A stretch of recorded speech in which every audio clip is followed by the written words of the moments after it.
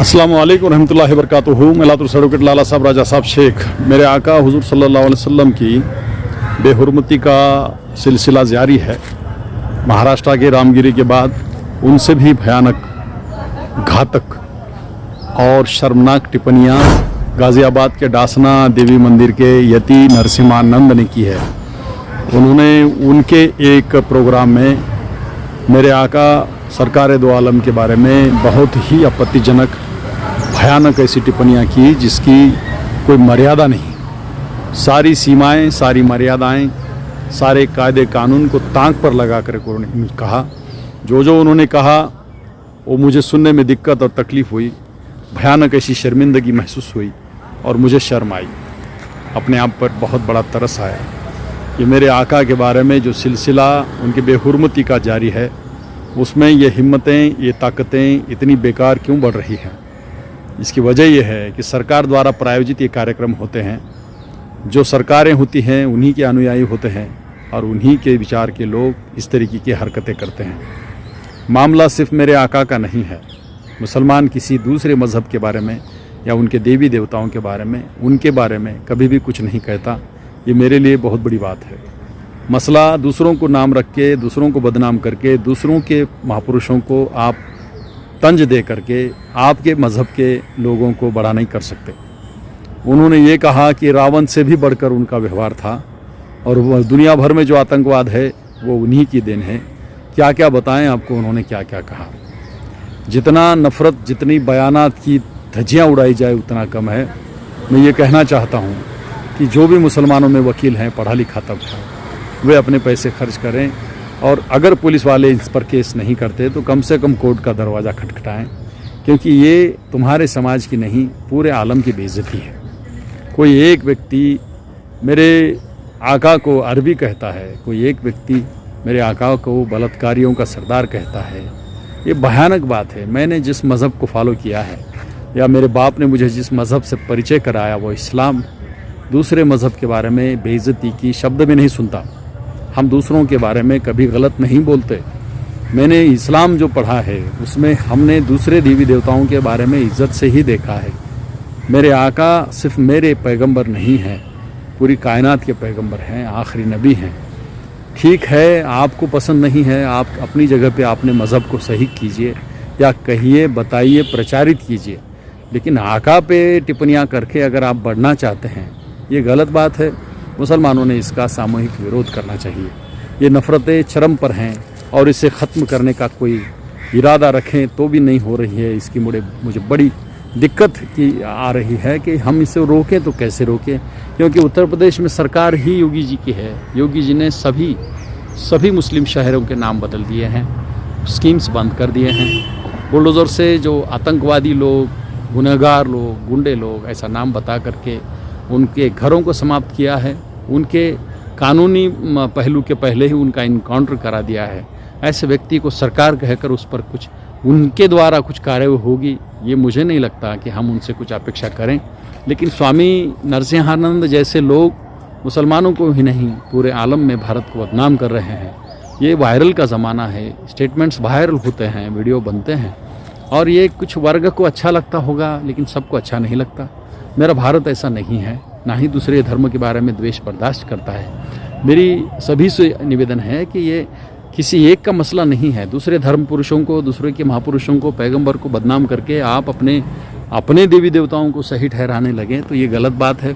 आप आपके धर्म का प्रचार कीजिए, आपके मंदिरों का निर्माण कीजिए, आपके डासना मंदिर हज़ारों बनाइए, लेकिन हमें बदनाम मत कीजिए। इस व्यक्ति का चरित्र बहुत ही घातक है। ये महाराज नहीं है।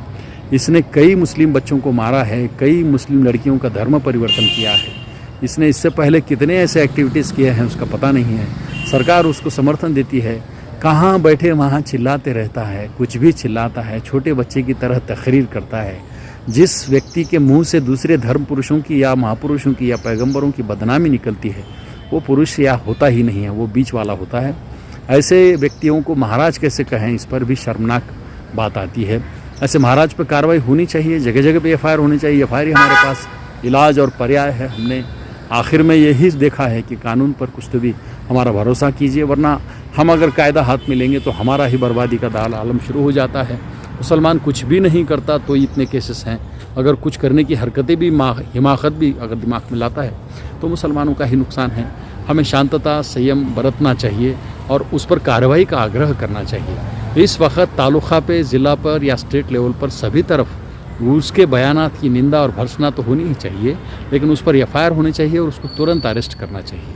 हमारे पास यहाँ पे ऐसा होता है कि हमारे स्टेट की पुलिस बड़ी एग्रेसिव है और वो अगर मुसलमान का कहीं बयान आता है तो उस पर झट से कानूनी कार्रवाई करके उसको बड़ा सा बॉन्ड लाने को या तो उसको ज़मींदार लाने को बोलती है। ऐसे अगर ज़मींदार उसको मांगने लगे तो उसको कोई ज़मींदार नहीं मिलेगा।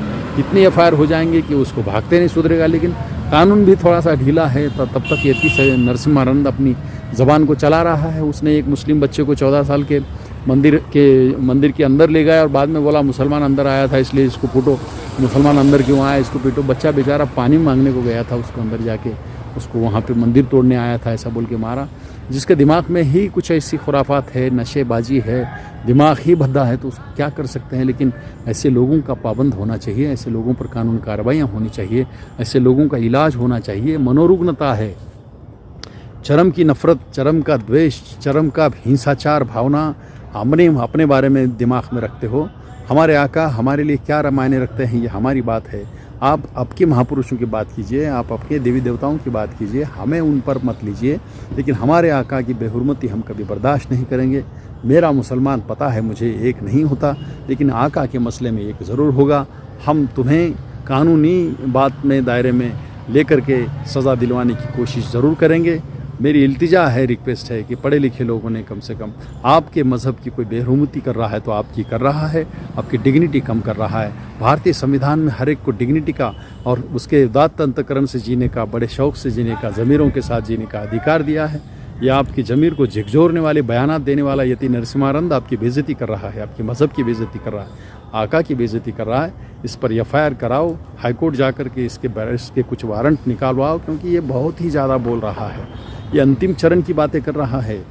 अरब का व्यक्ति कह रहा है हमारे आका अरब के ही हैं, ऐसा नहीं पूरे कायनात के हैं। येड़ा उस मेरे आका ने अहिंसा के क्या तत्व होते हैं अपने पेट को पत्थर बांध कर बताए हैं हमें।